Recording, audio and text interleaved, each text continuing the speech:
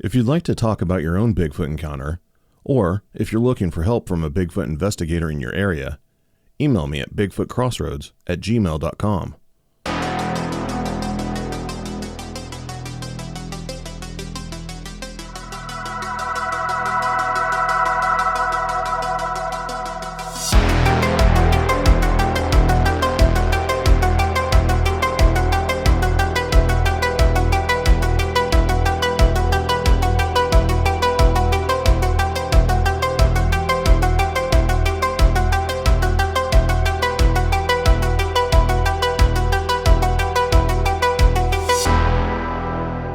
This is Bigfoot Crossroads. My name's Matt, and this is the 60th episode.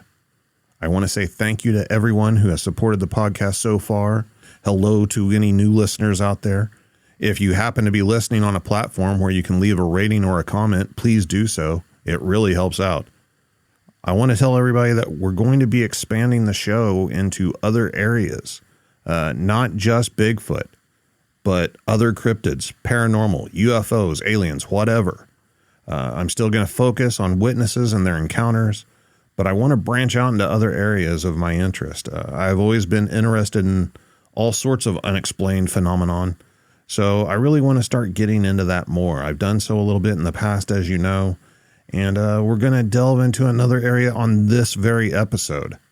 But first, I want to let everybody know that there's a brand new Facebook group for Bigfoot Crossroads. If you want to talk with other listeners, speak with me, or if you just can't get enough of that Bigfoot and unexplained goodness, check it out at facebook.com/groups/Bigfoot Crossroads. Also, be sure to follow me on Instagram at Bigfoot Crossroads and Twitter at BF Crossroads. The guest on this episode, in my opinion, needs no introduction. If you're listening to this, you've probably listened to his show too. He is single-handedly responsible for putting Dogman on the map, in my opinion. I would like to welcome the one and only Vic Cundiff to the show. Vic, man, welcome to Bigfoot Crossroads, sir. When you said, I'd like to welcome the one and only, I started getting excited. I wasn't sure you're going to be inviting on. Who is it? Yeah, then you said it was me. I thought, oh, come on now. Yeah, that can't be the case. Not for me, at least. But thanks for the hospitality. I appreciate it. Yeah, long time coming, man. Oh, geez. I've wanted to have you on for so long. I'm so happy it's actually happening. Well, thanks for the invite. We go back, man. We go way back. Yeah, we do. Be careful or you're going to make me feel old. Yeah, no older than me. Campfire Shadows. Do people know a lot about that?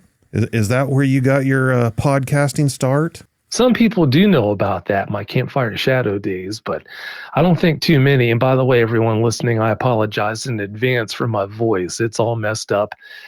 I'm doing the best I can. I don't know what's behind that, what's wrong with me, but I'm fighting my way through it. But anyway, yeah, Campfire Shadows, that's how I got my start. I'm not sure if you remember how I fell into that, but in case you didn't, and I'm sure a lot of the listeners don't know, back in 2007 or so, Bear was hosting Campfire Shadows with Shane McMahon. Well, back then when Bear decided to leave the show, they were looking for someone to replace him. Well, I was a regular. Every single week I would tune in and be right there in the chat room listening to the newest show as it was being aired. And all of a sudden, as they were talking in the chat about who they thought would be the best replacement, next thing I know, Bear types up, I think Vic Cundiff would be a good replacement. And I'm thinking, what? Almost swallowed my tongue. I thought, you got to be crazy. Wow. So, yeah, I was asking him why in the world he thought that would be the case. And he was spelling out why he thought I would. I thought he was full of it. I thought, yeah, I'm just not cut out for that. So, yeah, I just listened to him make his case, and I thought, you know what? Well, I guess it would be a lot of fun to try it. So, yeah, they put me in place, and we had everything set up, and then we aired that first show, and I thought, okay, yeah, I can do this. So, yeah, I co-hosted that show with Shane McMahon, and I did that in 2007 and 2008. And then that's how I got my start. Wow. For those new listeners out there or people who aren't familiar, Bear was a good friend of mine and a former co-host on a previous podcast I had called Bigfoot Outlaw Radio. Then years later, you started a little podcast called Dogman Encounters Radio. It's kind of turned into something over the years. You know, Dogman wasn't something that was hardly spoken about back then. You'd run across a few stories here and there, and now it seems to be everywhere. There's numerous Dogman podcasts. It's included hand in hand with Bigfoot stuff all the time. And I personally think that you are at least the pioneer of that, if not single-handedly responsible for getting that whole thing started. Why did you start Dogman Encounters Radio? What got you into that exactly? Well, that goes right back to Bear and Kumbo days back in, I think, 2008, when Bear and Kumbo had come back from some outing. And on that outing, I can't remember the particulars, but someone saw a dog-faced booger. That's how they called it. That's how they put it.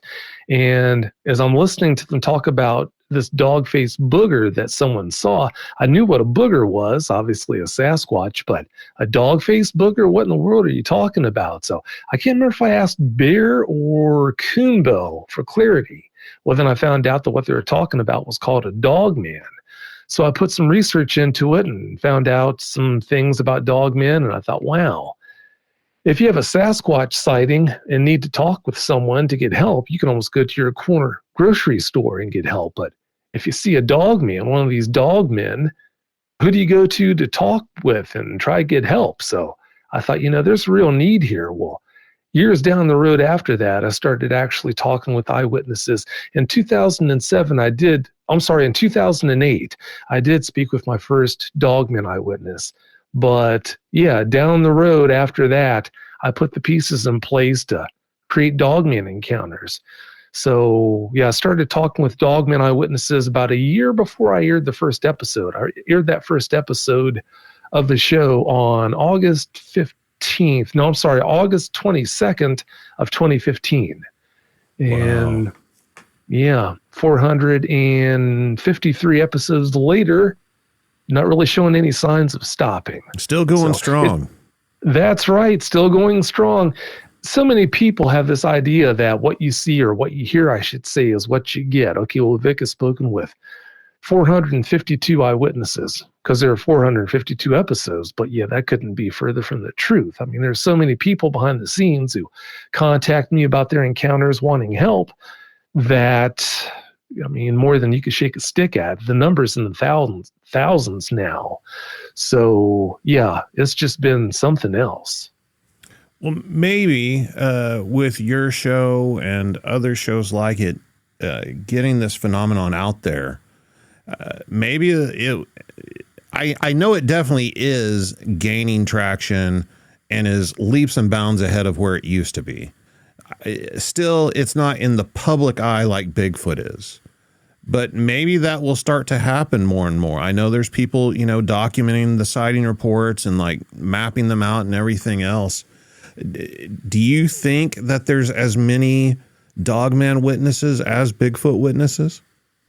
No, I don't think there are as many Dogman eyewitnesses out there, but there are more Dogman eyewitnesses by far out there than you're ever going to know. I talk with eyewitnesses all the time who are so distraught about their encounters, and they feel isolated, that whole prison without walls effect. And I tell them, look, you probably know people who've had encounters with these things.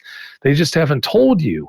They haven't told you because they've got this fear of ridicule and they don't want to be judged and whatnot. Well, yeah, you're far from being alone. I mean, there are more people, like I said, than you can shake a stick at who have had encounters with these guys. Doctors, lawyers, same thing with Sasquatch eyewitnesses, people from every walk of life. So yeah, I mean, a lot of people have seen these guys, but to answer your question, no, I don't think that as many dogmen eyewitnesses are out there as there are for Sasquatch. I don't think there are as many dogmen by a long shot as far as comparing their numbers to Sasquatch.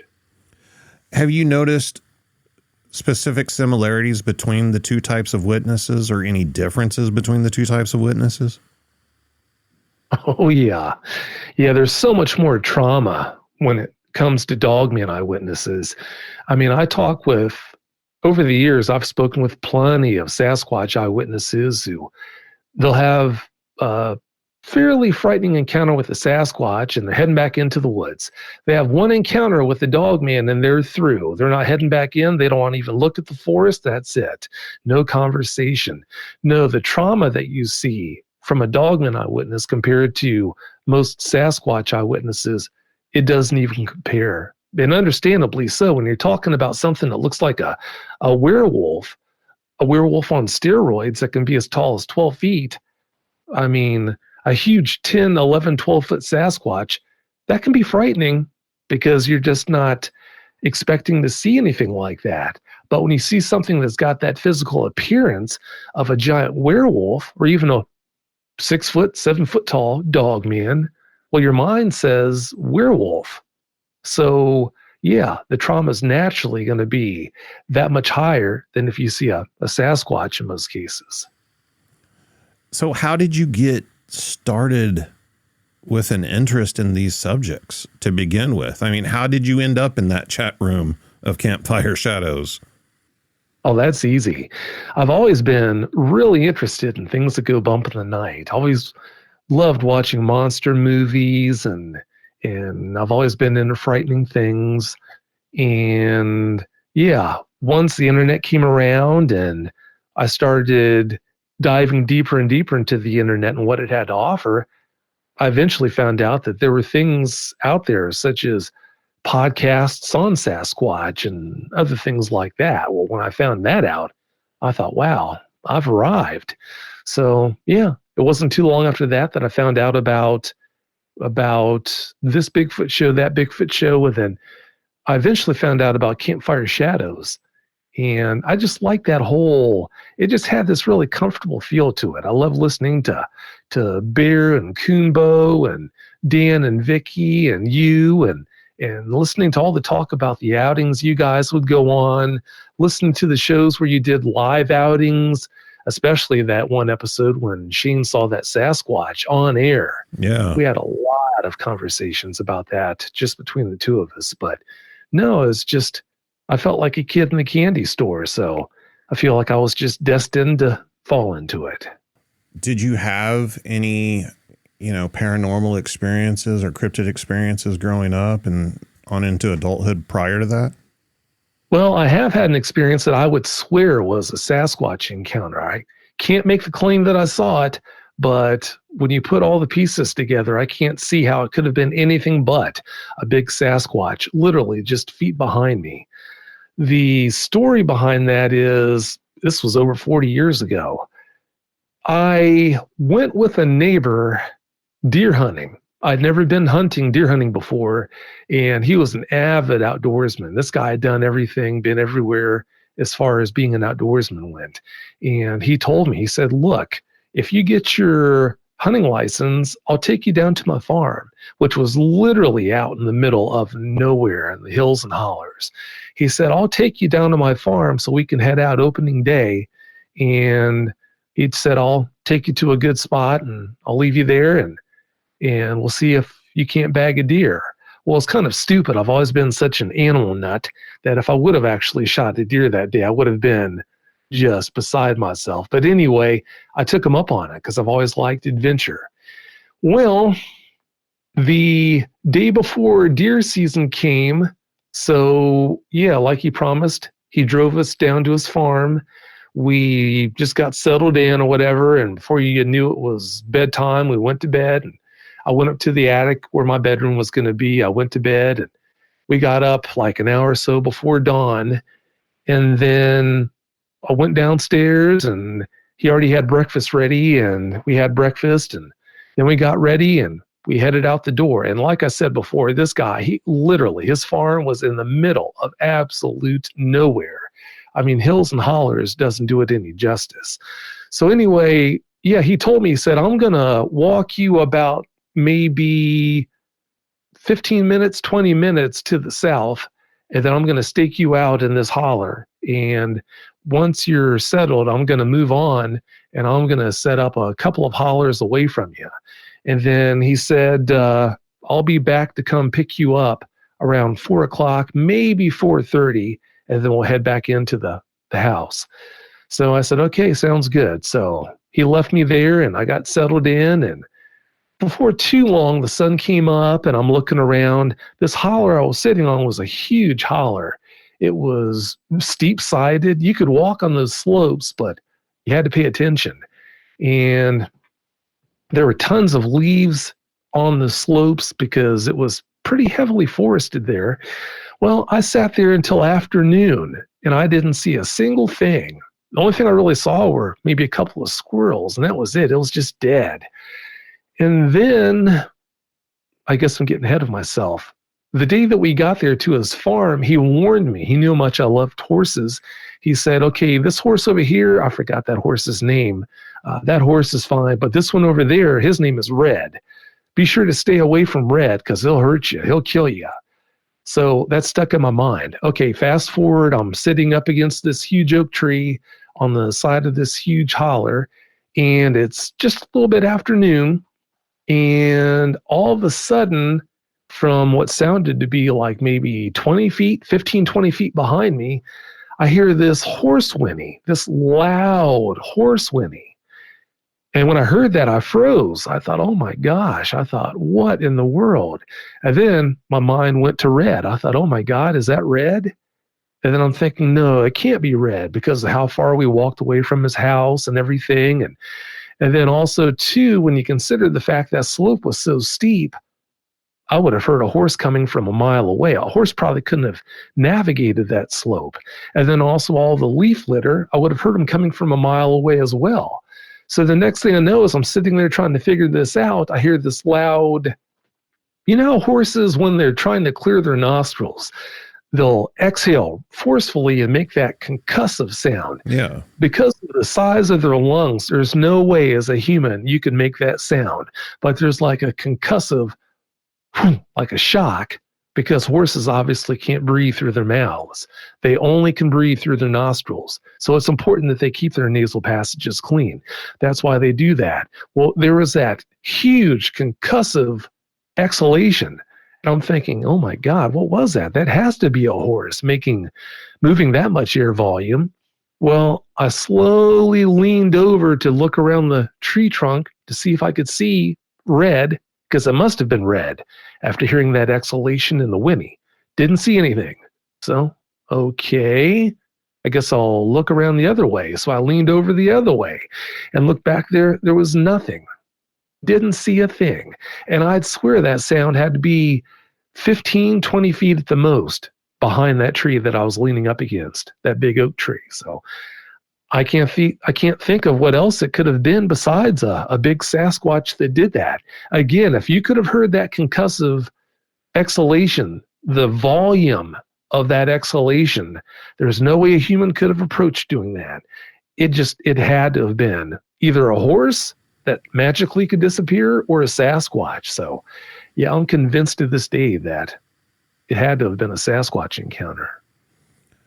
You know, that happens a lot with witnesses, where a lot of encounters with these type things, you just have to be there and experience it yourself to really convey the situation and understand. Because to someone just listening, a skeptic, they would say like, oh, well, you must have been mistaken. It was clearly a horse. You know, you don't know what you're saying. But whenever you're in situations like that, it's almost something instinctual inside of us that tells us that's not right. That's not a horse or, you know, a dog off in the distance howling.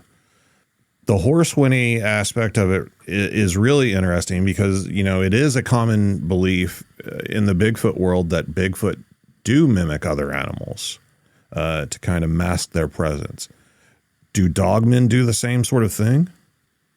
I've heard occasions where people have reported hearing what sounded to be a baby crying they didn't see the dogman make that vocalization, so we're never going to know for sure that that's what it was. But there's evidence out there that points towards dogmen possibly making sounds that might be misconstrued as being a baby crying. But again, we don't know for sure because I've never spoken with anyone who actually saw a dogman do that. So I don't know. At the time of your incident, did you mention it to the property owner or anybody? No, I kept that to myself. I didn't say that because you'd have to know them. I can tell you this. I've heard people make convincing horse whinnies, and because of the pitch, because of the what else, it sounded very convincing. But the volume wasn't there. When you're coming back towards the herd after a long ride and you're on the herd boss and you get within sight of the herd and he lets loose a whinny, you're not going to replicate that as a human. You just don't have the volume. And that's the kind of whinny that I heard. It was a forceful whinny. It wasn't an afterthought. It was loud. It was powerful. And then after that, I heard that concussive, whatever, the exhalation sound or whatever you want to call it. But yeah, if it was a horse, that horse had to make it all the way up to the top of that holler. This was a big hollow. It was probably over 100 feet from behind that tree, like 15 to 20 feet behind that tree, to get to the top of the hollow and out of my sight, where I could have seen when I looked around to the right and then I looked around to the left. This ninja horse would have had to walk or run through about a foot of tree trash, leaves and all that stuff, leaves, without me hearing it to get out of sight. I would have seen it to the left. I would have seen it to the right. When I looked either way, you explained it to me. I just don't see what it could have been besides the Sasquatch. I mean, it doesn't sound like an environment at all that a horse would wander into on its own without being forced there for some reason. Like you said, you would have seen it. You would have heard it. So I would agree. I would agree that you had a Sasquatch encounter for sure. And you might be pretty fortunate to be able to tell that story to this day. Being out by yourself like that, who knows what could have happened. You're right. You're right. I'm embarrassed to say that it was literally years after the fact, years after I came to the realization there that was what I most likely was dealing with. I don't see how it couldn't have been one. It was years after coming to that realization, though, that I thought, you know what? I wonder how long that Sasquatch was there watching me. I didn't even think about that. It might have been there for hours watching me without me knowing it. Yeah. The reflection is always frightening whenever you start really dissecting events like that and realizing what might have happened, what was possibly going on, and like you said, how long it was sitting there watching you. Was there only one? Were you surrounded? What was on their mind at the time? Why did it come up that close to you? What was its intentions? I always reflect back on those type of things for my own experiences and the experiences I hear from others as well. Oh, definitely. I'll tell you what, whatever, it had to have been a Sasquatch, like I said. I didn't see it. I can't make that claim, but to make the sounds that I heard, it had to have been over 800 pounds. To make those sounds, to have that kind of volume, it had to have been over 800 pounds. Guaranteed, had to have been. But I don't know. I didn't see what it was, so I guess I can't say it definitively. You've, as you stated, talked to a lot of witnesses over the years. Is there a story that a witness has told you that has affected you or kind of stood out more than others? Well, there have been plenty of stories, plenty of encounters that stood out. And I think, wow, that poor lady, that poor man. I mean, I've spoken with people, some really tough hombres who they were just rattled to the core from their encounters. One guy, he's a big guy too. He used to fist fight on the weekends for money. And not because he wasn't good at it either. This was a big, tough guy. And after having his encounter, I mean, he was just beside himself. But yeah, the most frightening encounters, the most frightening dogman encounters you're never going to hear on the show because, well, for a couple of reasons, maybe several of reasons. Some of these people, and understandably so, they're too rattled to be able to share the experience more than once. They're fighting their way, getting that experience out to me, all the details shared with me, and then that's all they can do. Other people, they've got their reasons for not wanting to come on. And there's never any pressure to come on the show and share an experience. But yeah, there have been some that have been shared with me in private that Hollywood, they wouldn't even know what to do with them. So one in particular, if you're looking for me to share one, there is this poor woman in Oregon who, if I remember right, this was years ago, I think like 7 years ago that she shared this with me. I think she was a security guard or she just worked over one night at this wood mill, a lumber mill. And this lumber mill, if I remember right, it butted right up against this huge forest there in Oregon. Well, she wound up having an encounter with a dogman while she was smoking a cigarette outside on break. I don't remember the particulars well enough to really share this encounter. I can just share the highlights, but she was out back of this huge building and having a cigarette break, and all of a sudden this dogman made its presence known. Well, the door that she ran in, she didn't have the means to shut it or lock it. All that she could do was just run into the building and try to hide. Well, to try to hide, she went up this big set of stairs up into this catwalk system, way up in the ceiling of this lumber mill. And she was hiding somewhere up in the catwalk, and before too long, she hears these footsteps, bipedal footsteps, up there in the catwalk with her. So it was just literally like something out of the worst horror movie possible. Well, she's just beside herself, trying to decide, do I stay put and take my chances that he might find me, might not find me, or should I just run, go down to the floor, hide in the offices? Well, after I got so close, she decided to bolt. And she went to the nearest stairs and went down the stairway, went into the offices, and locked herself in the break room. Well, unfortunately, the break room had this big window that looked out onto the hallway in this building.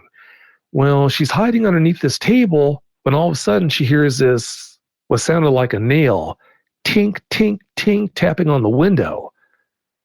And she thought, oh my God, is that what I think it is? So she looks up over the table, just peeks, and here are two dogmen, a big one and a smaller one, looking through the window, kind of baring their teeth at her. She wasn't sure if they were smiling or snarling or what, but regardless, they were baring their teeth. Well, she's thinking, I'm trapped. That's the only door out of this break room.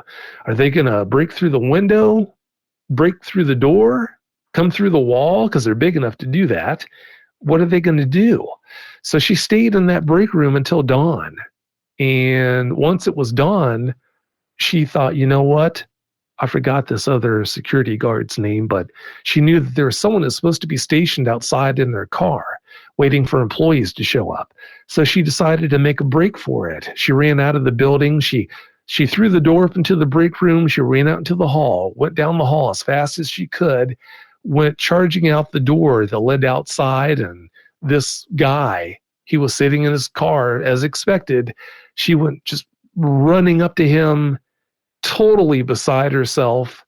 She was a mess, and understandably so.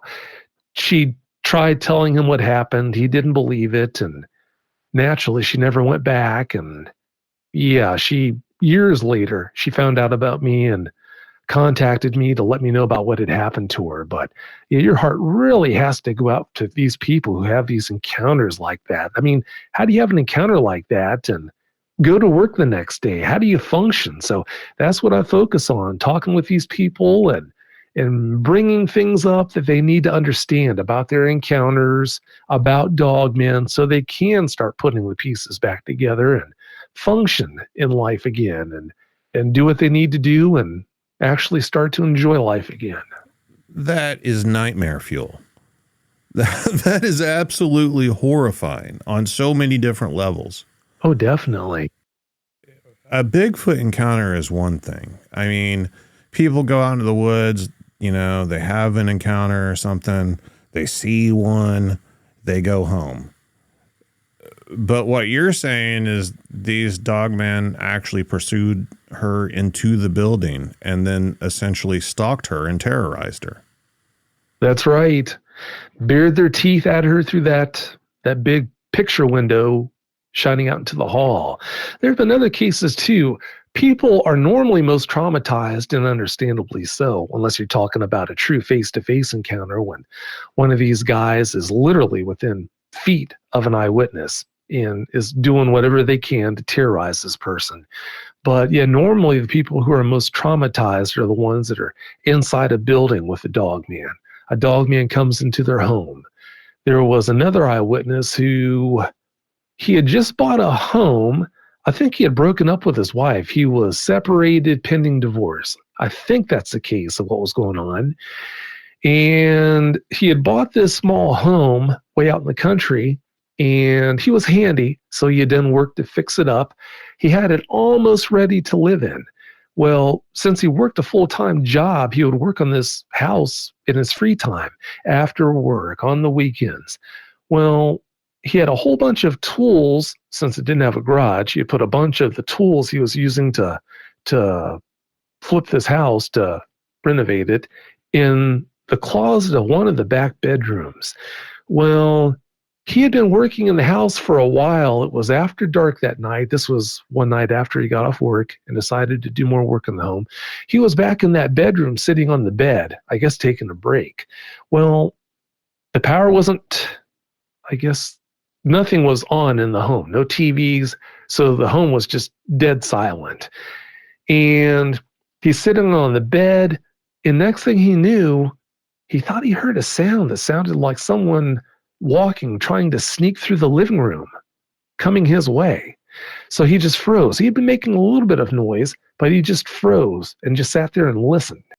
For a few moments, there wasn't any sound. And then after that period of time, he heard the floor really slowly creak, like somebody was in the house trying to creep his way back to where the bedrooms were. So when he was sitting there and definitively heard, okay, someone is walking across that floor, heading this way, all kinds of thoughts were going through his head. Who is it? Are they trying to rob me or kill me or what? Well, there was a chainsaw. He said there was a chainsaw in there was like a pile of tools in that closet there. That was the most formidable thing that he saw. So he snatched that thing up. He had been using it. I think he said he had been using it earlier. So it fired on the first pull. He went charging out that bedroom door, expecting to come face to face with a person, some miscreant. Well, it was a juvenile dogman. It was like a 6 foot, maybe 7 foot tall dogman that was in the house that had been creeping across that floor, the living room floor, heading his way back to the bedrooms and all. Well, he said he chased it out of the house with that chainsaw running full on. And I'm thinking, holy cow, I wonder what it was doing that for. If he didn't hear it coming, what it would have done and all of that. So you talk about nightmare fuel. That's another one that fits into that category. Is that a common theme, these things stalking humans like prey? Well, it's a common theme to have them give you the idea that they're stalking people as prey, but I've literally, like I said, I've spoken with thousands of dogman eyewitnesses, and if I had a nickel for every time one of these guys had an eyewitness dead to rights and had given them every reason to think that they were going to kill them, but they didn't, they never touched them, I'd be a rich man now. Time after time, and I pound this home when I'm talking with eyewitnesses. I hammer this fact home with them so they understand.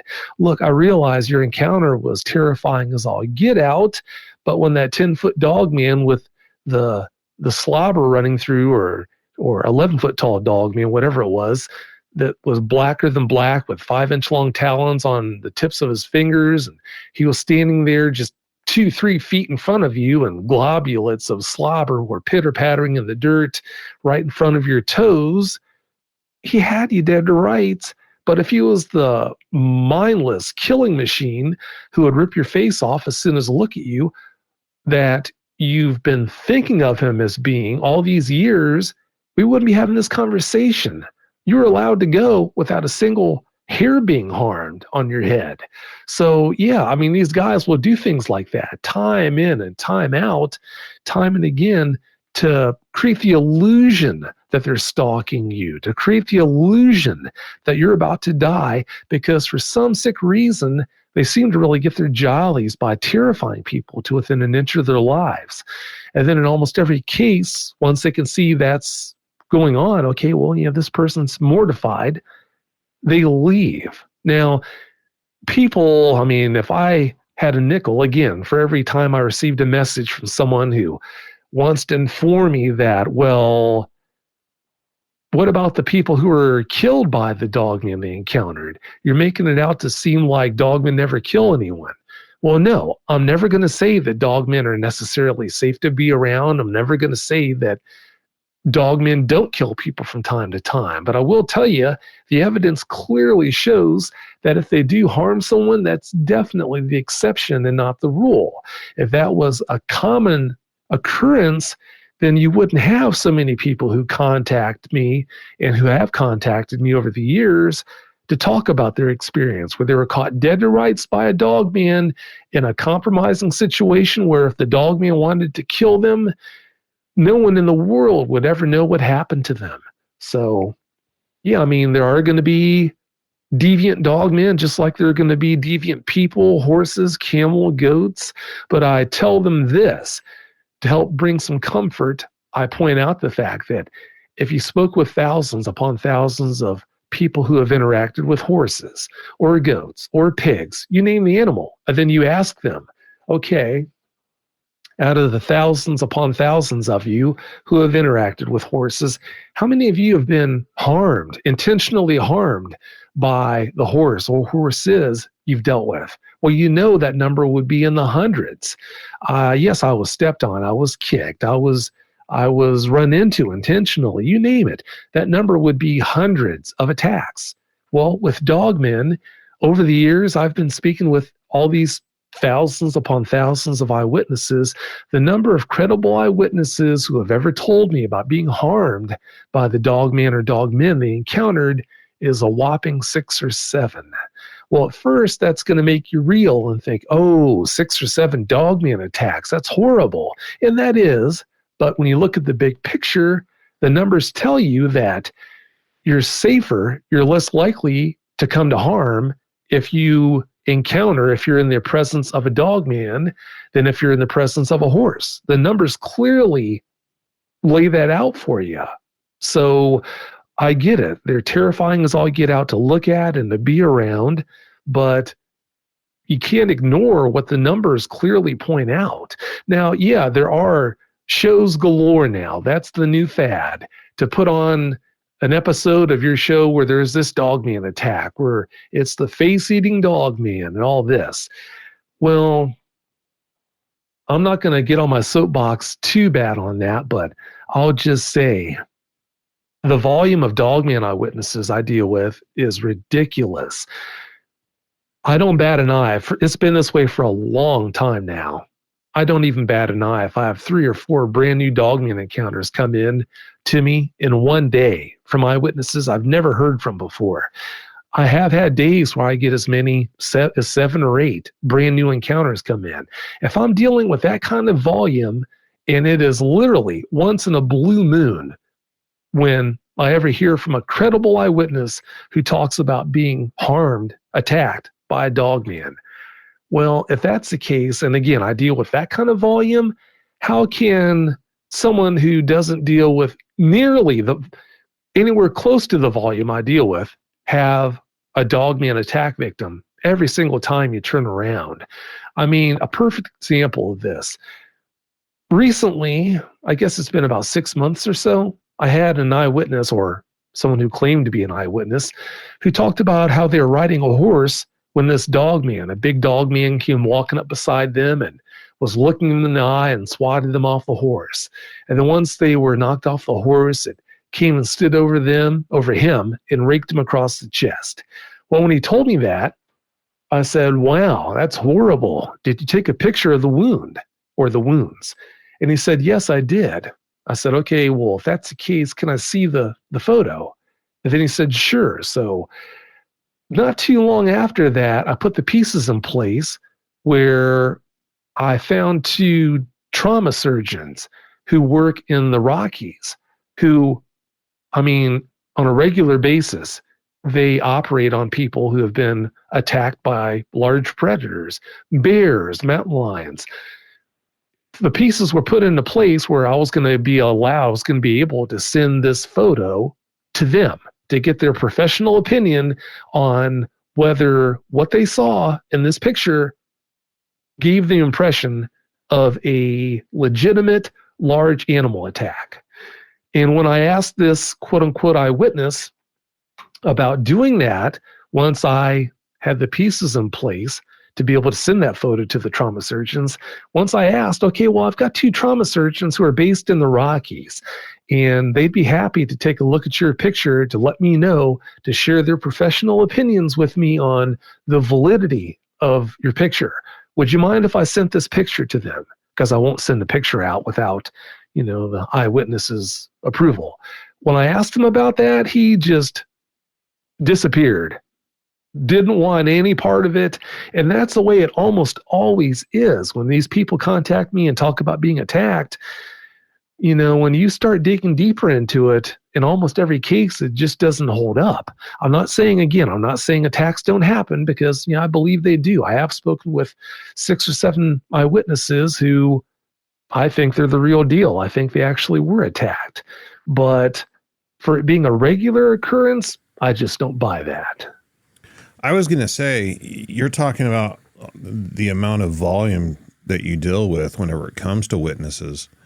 I have personally seen you make public statements about someone contacting you, trying to come on the show, but you determined that they were lying to you or fabricating parts of their story and wouldn't have them on, which is very commendable. But I just want to point out to the listeners that you're getting this volume of witnesses. You're in the 400s now on your show about Dogman, and you don't put everybody on the show. That's right. Yeah, I don't. As you know, you've been doing this for a long time, Matt. I don't need to tell you that if you can air a show about a Sasquatch attack, if you can air a show especially about a Dogman attack, that sells. That's going to put butts in seats. If you're monetized, which I am, if you're monetized, then obviously the more views you get, the more money you put in your pocket. But when you get into this, you have to make a decision on what's going to be more important to you, the truth on what you're putting out or lining your pockets. So yeah, that's why I do my best to make sure if I'm putting an encounter out there that it's truthful. I would much rather send someone away who, in my opinion, is lying than to bring them on and compromise the truth like that. So yeah, that's why I do that. So yeah, that's what's behind that. To kind of touch on that, episode 34 of Dogman Encounters, this is related to that whole thing, what we're talking about now, had a guest named Michael Lawrence. If anyone's listened to many episodes of Dogman Encounters, I'm sure they're going to remember Michael. He came on episode 34, and he was also on episode 35, but that was to talk about other later encounters he had. But on episode 34, he talked about how he went camping with his Boy Scout troop when he was a kid in the Anza Borrego Desert in California. And he talked about how this juvenile dogman unzipped his tent, came into the tent, and sat on his legs and actually licked his face, all the while its mother, what he thought was its mother, was standing outside looking down at him through the vent in the roof of his tent. Well, when I read that report, when he sent it in to me, I thought, okay, yeah, I really need to vet this guy to make sure he's not blowing smoke. Well, yeah, I started throwing, after some light conversation to kind of break the ice, I thought, okay, well, it's time to vet him. So I started throwing vetting questions at him that only someone who had been that close to a bona fide dogman would know the answers. And with no hesitation, I'd lob a question, a vetting question. Instantly, the correct answer came firing back. Wow. So I'd throw another vetting question. Instantly, the correct answer came right back. What's 1 + 1? I mean, it was like that. So I thought, you know what? This guy is the real deal here. So what's really funny is after that episode aired, naturally you've got the peanut gallery. You're always going to have people, trolls coming in and wanting to browbeat eyewitnesses. Well, this isn't T-ball. I'm not gonna put eyewitnesses up on a tee for trolls like that to tee off on. But they make comments about how Michael was lying and all this, and I'm laughing at them thinking, okay, yeah, you can think that, but no, he's the real deal. He definitely did have those experiences that he talked about on that show. But yeah, you're never going to be perfect vetting these people, as you know, because again, you've been doing this for so long, Matt, but I do the best I can to vet them and only bring truthful eyewitnesses on. I have heard stories from some individuals that I trust about witnessing some amazing dogman evidence that they, it doesn't belong to them. It's not up to them to release. It was privately shared with them, and they didn't really go into detail or anything. They just told me how amazing this stuff was. What's some of the amazing evidence that you've seen that's never seen the light of day or never will see the light of day? I mean, obviously, protect the identities of the witnesses and don't give away anything that you shouldn't. But like, have you seen some amazing footage or anything like that? Oh, definitely. Yeah, that's one of the biggest reasons why I just don't get excited about evidence that's shared with me. Vic, I've got a photo I want to share with you. You've got to see this. Well, yeah, after you've seen what I've seen over the years, it's not going to blow my socks off. If this person wants help dealing with an encounter, by all means. But yeah, I just don't really get into the pictures or the evidence. But anyway, by far and away, the most impressive evidence that I've seen was some footage that was, I guess, 8 years ago. This eyewitness sent it to me. Either he or another friend of his found out about a dogman or dogmen plural that were hanging out in this area in the foothills of the Sierra Nevada mountains. And I guess to try and get evidence, they strapped this game cam to a tree trunk. Well, as you know, the more expensive game cams, you can set them not only to snap photos when they detect motion, but you can also set them, if you want, to film. Well, that's what they did. They strapped this expensive game cam, or a more capable game cam, to this tree trunk and set it up on film mode, and then they hung some bait about 5 feet away on a branch. Well, I don't think he ever told me if it was that day or maybe the next or whenever it was, but yeah, in broad daylight, you could see this dogman moving from left to right, coming into view, full view of the camera. It walked between the camera lens and the bait that was hanging out on that branch. So it was literally less than 5 feet from the camera lens. It walked into view, again, from left to right. Its coat had like a timber wolfish, coyote-ish like color pattern to it. There were hairs that maybe started out like, I guess, coyotes and timber wolves. Some of them have fur where the fur is kind of gray towards the body. The further away you get from the body, the hair strand changes color to like a brownish and then like a black tip or something like that. That's the kind of color that this dogman had. Well, it walked into full view from left to right, and then it stopped, and then it turned to go for the bait. So I got to see it from the front, I got to see it from the back. And back then, it wasn't all that long after I had had a conversation with a gentleman who made a habit out of analyzing Sasquatch footage. Well, I contacted him, and Richard Eady, I think is his name.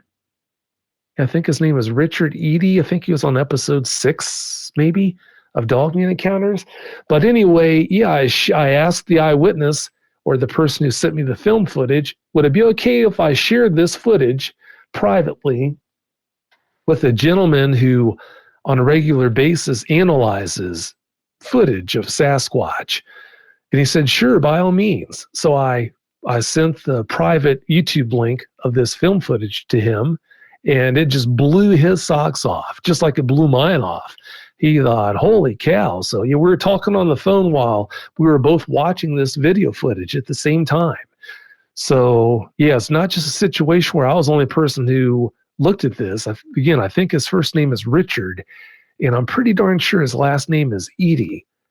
He saw it too. We both looked at it, and that's by far and away the most impressive footage. Now, I have had photos that have been shared with me that would just literally, if I hadn't seen that film footage, the photos still blew my socks off because they were so impressive. I mean, if you take your dog on a sunny afternoon, let your dog out the back door slams, and then you pull up your camera and snap a photo when the dog is literally like maybe 20 feet from the back door. That's how clear the picture or pictures I'm talking about are. So these people who say, just because they haven't seen any impressive dogman related evidence, these people who say, well, yeah, dogmen aren't real, they're not out there, because if they were, there'd be impressive evidence to support their existence. Well, guess what? There is very impressive evidence. You just haven't seen it. So for someone to come to that conclusion, because I haven't seen that footage, that evidence, that means they can't be extant, it's just ridiculous. You're also extremely familiar and active in the Bigfoot world, and a veteran of the Bigfoot world. And over the years, we have seen a growing in the paranormal Bigfoot belief and claims. Is there a paranormal element to Dogman stories? Do witnesses claim to see things that can't be explained biologically like they do with Bigfoot? Oh, yeah, all the time. You've got encounters that range from, there aren't any details in the encounters that point towards the idea that what they encountered was anything more extraordinary than a rabbit or a wolf or whatever. No ethereal qualities whatsoever. Then you've got other people that are on the far end of that, on the other end of the spectrum, where if what they told you about their encounters is true, then there's no getting around the fact that what they encountered had to be from the ether, had to be of supernatural origins. So yeah, it does run the gamut with them, just like it does with Sasquatch. Do you have stories of cloaking or mind speak and things of that nature? Oh yeah, definitely. All the above. Plenty of encounters where very credible eyewitnesses talked about cloaking dogmen and mind speak too. That's not rare at all. That's been reported plenty of times as well. So yeah, everything that you hear from the Bigfoot side, you pretty much hear from the Dogman side as well. I've ran across a lot of witnesses who have had Bigfoot encounters, have multiple Bigfoot encounters, and have experienced other unexplained phenomenon in their lifetime. Is it the same way with Dogman witnesses? Do you ever talk to them about, have you ever seen a ghost or a UFO or a Bigfoot, or do they have multiple Dogman encounters over a period of time? Yeah, once someone has a Dogman encounter, that does seem to open up the door to future encounters. It's not always the case. Most people who see Dogmen don't have another encounter. At least it's been my experience that that's the case. But yeah, it's not uncommon at all for people to contact me who've had 2, 3, 4 or more encounters with these guys. So it does seem like someone who's had an encounter before is more likely to have another encounter than someone who's never seen one. It's like a door is opened up for some reason. What's your take? I know you've heard some of these firsthand, I'm sure. There seems to be, with Dogman, a lot of stories of military or government involvement. You hear stories about these special op task forces going out and eradicating dogmen that are dangerous or whatever. Is there some sort of government involvement or cover-up going on with the dogman phenomenon? Well, I'm convinced that there is a government cover-up, that the government will do anything and everything in its power to keep their existence under wraps. Because if they did let that cat out of the bag, I've got no doubts that it would collapse our economy. It would collapse the whole world's economy as far as that goes. Because if you think about it, if it was allowed to be officially accepted that, guess what? In a forest near you, there's every possibility that something that looks like a giant werewolf is hiding, is living. If that was allowed to get out of the bag, what lumberjack is going to want to go out there into the forest and run a noisy chainsaw for 10, 12 hours out of the day where they can't hear or see anything that's going on behind them? And people who harvest other things in the forest that we rely on a day-to-day basis. Not just talking about lumber for houses, buildings, other things, but medicine. Think about how many medicines are actually derived from plants in the forest. Well, that's going to falter because no one's going to want to go and harvest this type of plant, that type of plant, when they know that they might encounter a dogman out there. No, thank you. So, and then also too, I'll do you one better than that. Who's going to want to live anywhere close to a forest when they know that, okay, well, in that forest, there's every possibility that one of those dogman things might be there. So it would just cause our way of life to falter literally almost overnight. So yeah, I've got no doubts whatsoever the government will do everything in its power to keep their existence under wraps.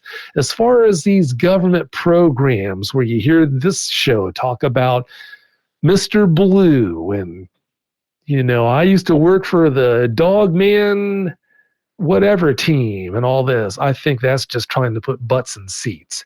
If you had a position with the government where you were privy to that type of information, it would not be good for your health to go on a podcast and broadcast that. They would find you. If you did that, they would find you and they would put a stop to that. Guaranteed. So I don't buy into any of this where you have all this conspiracy theory stuff coming on this show or that show. I just don't buy that for a second. I'm convinced that's just an attempt to line pockets, to put butts in seats, because again, lining your pocket or pockets is more important to you than the truth. At the end of each of my episodes, I kind of do this tagline, there's something in the woods.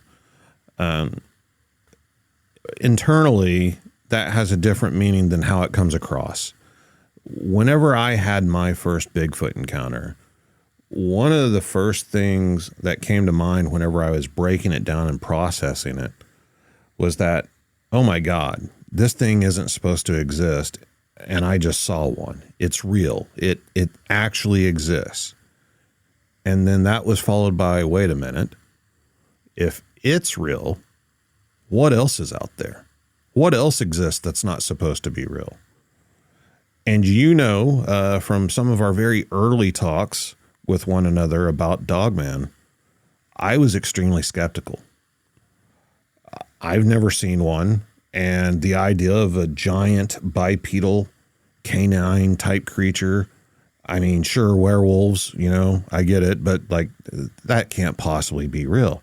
Now it's years later, and I've talked to a lot of people, and I've talked to some people that I trust very much. I obviously have a great deal of respect for you and your judgment and your experience, I'm no longer so much on the fence as just someone who hasn't had their own personal experience. There's definitely something out there.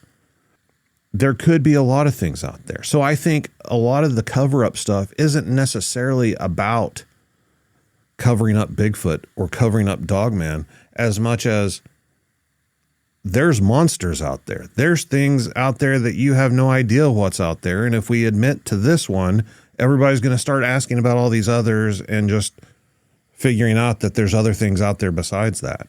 I think it would change the perspective and the dynamic of the entire world, like you're saying. I don't think it's this or that. I think it's a whole slew of things, just like you were saying. You know, it's always boils down to money and control and power at the end of the day. But I don't think it's necessarily just this faction or this faction. I think it would create great instability in everything. Oh, no, I agree. I couldn't agree more. Think about the religious side of it, the effect it would have on religious people and their on things. And this just goes so much further above and beyond the whole spotted owl angle. You've got people who say, well, the spotted owl phenomenon, that's why the government doesn't want this to get out. It's so much deeper than that. It's so much above and beyond that. Behind why the government would be crazy to let it out of the bag that these guys, Sasquatch and dogmen, especially dogmen, exist. But yeah, I mean, just imagine a world just overnight, if it was allowed to get out, wake up tomorrow and on the news, it's officially allowed to get out of the bag that these guys are really out there. Like you said, people are going to try and process that, and it's not going to be too long before, like you said, they're going to start to wonder what else is out there. So it would really be a morass if the government allowed it to get out. After all these years, what are your thoughts on LBL? I noticed that fairly recently a new LBL witness came forward after all these years. I think they were claiming to be a deputy involved in the investigation at the time or something like that. I'm not real positive on that, but what are your thoughts? Do you think the famous story of the LBL Dogman massacre is true? You know what? After talking with so many people, I think that probably did happen, but there have been so many things that have been brought out after that were, in my opinion, situations where people tried to kind of glom on to that. Perfect example, as you know, being in the Sasquatch community the way you are, you know full well that a few years ago, someone came out and claimed that they were there the day that the family was murdered in that RV. And then the daughter, of course, was found hanging in that tree dead. But someone came out and made the claim that they were there. Well, obviously, naturally, there was a huge buzz about that. But I've got this policy when it comes to talking with eyewitnesses. If I catch you in one lie, how can I trust you to be telling me the truth about anything else? If I catch you lying about this or that, well, how can I trust that you're telling me the truth about even having your dogman encounter? What I'm getting at here is that quote unquote eyewitness who claimed to be an eyewitness, who claimed to be there that day and saw his family supposedly massacred. Well, I don't know how long it was after he came out and claimed to be there that he contacted me. He contacted me and told me that I knew that about maybe a year and a half ago, that he had gone on a show, a podcast, another podcast, and made a comment about how people were asking, well, why didn't you take this up with Vic and whatever, or something like that. I don't listen to that podcast, but it was brought to my attention. Well, he said something about me being a liar and whatnot, that I tell lies and all this. And I guess I don't have any credibility. Well, sometime after that, he actually contacted me and told me he apologized for saying that. And I'm thinking the whole time, I've never spoken with you. So how can you make that claim? Number one, I'm not a liar. Number two, I never have had a conversation with you, period. Well, he contacted me apologizing for saying that on that podcast because the person who hosted that podcast and some other people who worked that podcast coerced him into saying that about me. So I'm thinking, okay, well, if you came out and said that, something that you didn't know was true, that is in its own way a lie, then how can I trust anything that you're saying? How can I believe that you were actually there that day when you claim to have been there and witnessed this supposed murder? Again, I'm not saying the murder didn't happen, but yeah, because of what I'm sharing with you now, that's why I don't believe what he claimed to be the truth. I don't believe that was the truth.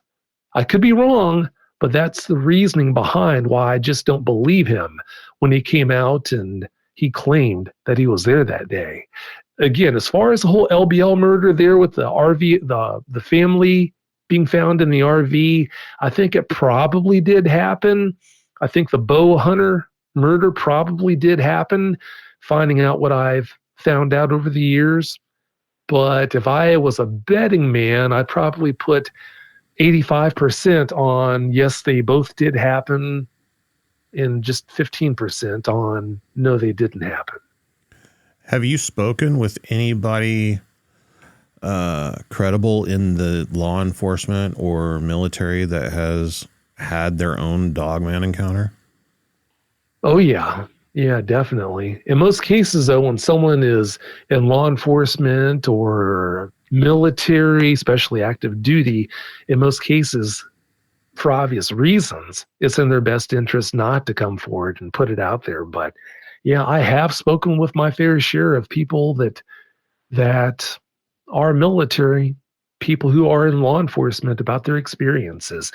I had one eyewitness. It was a bonus episode called Nightmare Experience. He was a police officer who was called out to this mobile home way out in the country because this guy who lived there in that mobile home had an encounter and he wanted help, someone to come out and render assistance.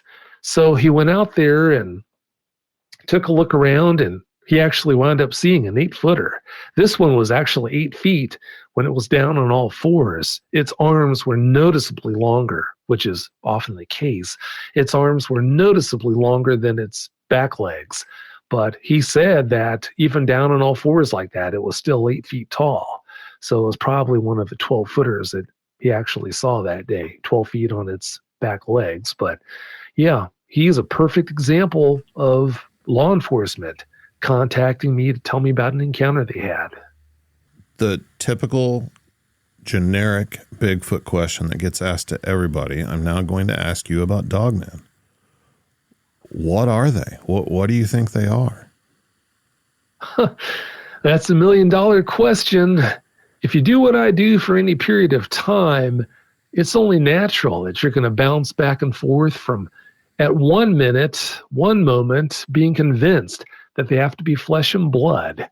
Because why would an ethereal being drink nasty, stagnant water out of a moss-covered pond? Why would an ethereal being eat fetid roadkill off the side of the road? Or have a situation where credible eyewitnesses see dogman pups, 2 feet tall, standing 2 feet tall right there next to a full-grown dogman? Why would that happen if you're looking at a supernatural being or supernatural beings? And then on the other hand, how could they be flesh and blood if they're able to cloak, if they're able to mind speak, if they're able to turn into a ball of light, an orb? So yeah, it's just natural. You bounce back and forth from one moment to the next, being convinced that this is a case. Okay, no, maybe that's the case. So yeah, I can't tell you what they are. All I can do is just tell you what's been shared with me and whatnot. That's about all I can do. One final question before we get out of here. Dogman versus Bigfoot. Who wins? Well, it depends on what you're talking about. If you're talking about a 12-foot Dogman versus a 12-foot Sasquatch, then yeah, because of the weaponry, I'd still say the Dogman. But if you're talking about an 8-foot Dogman versus a 12-foot Sasquatch, then yeah, my money would definitely be on the Sasquatch. Think about it. Would you take a 220-pound man, 240-pound man? Okay, I don't care how tough you are. Is that 230-pound man, 240-pound man, is he going to get the warm and fuzzies when he thinks about the possibility of being locked in a 12-foot by 12-foot room with a 110-pound Rottweiler? No, not at all. And guess what? Rottweilers don't have 3, 4, or 5-inch long talons on the tips of their fingers and on the tips of their toes. They don't have the intelligence of these dogmen. So it doesn't even have to be a 12-foot Dogman and a 12-foot Sasquatch.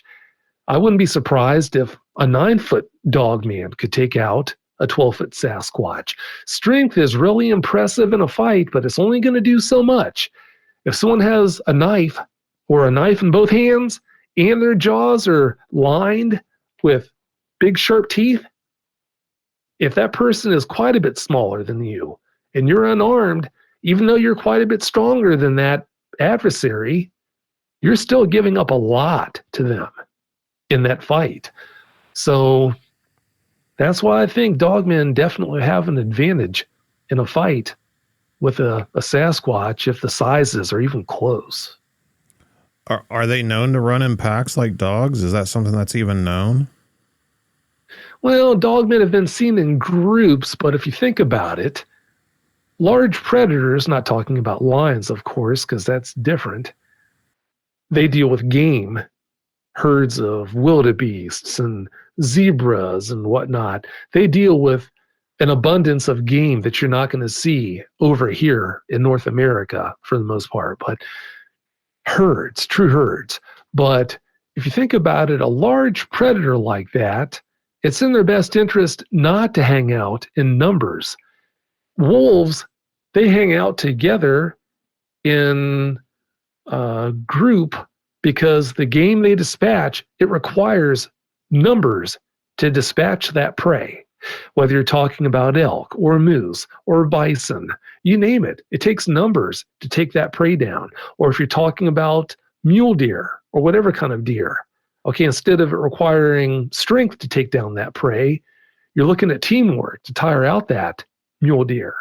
Well, with dogmen, they have the speed and strength to dispatch anything they come across.